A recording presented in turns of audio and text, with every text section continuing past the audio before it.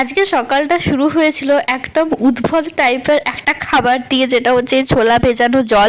আমি যতটা ভেবেছিলাম খেতে খারাপ হবে তার থেকে অনেকটাই বেশি ছিল, কিন্তু কোনো রকমে খেয়েছি। আর আজকে ব্রেকফাস্টে খেয়েছিলাম শুধু একটু টক দই, বাট সেই সাথে একটু চিনি অ্যাড করেছিলাম।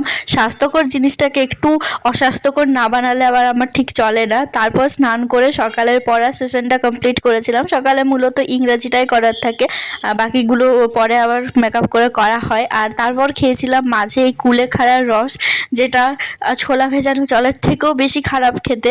আমি বুঝেছি যদি হেলদি কিছু খেতে চাই তাহলে কিন্তু মুখের টেস্টটা অনেকটাই বিগড়ে যায়।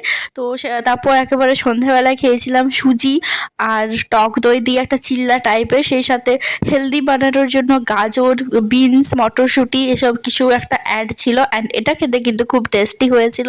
তারপর যে ছোলা ভেজানো জলটা ছিল সেটা ছোলাটা খেয়ে আজকের চ্যালেঞ্জটা কমপ্লিট করলাম। So that's it. দেখা হচ্ছে অন্য একটা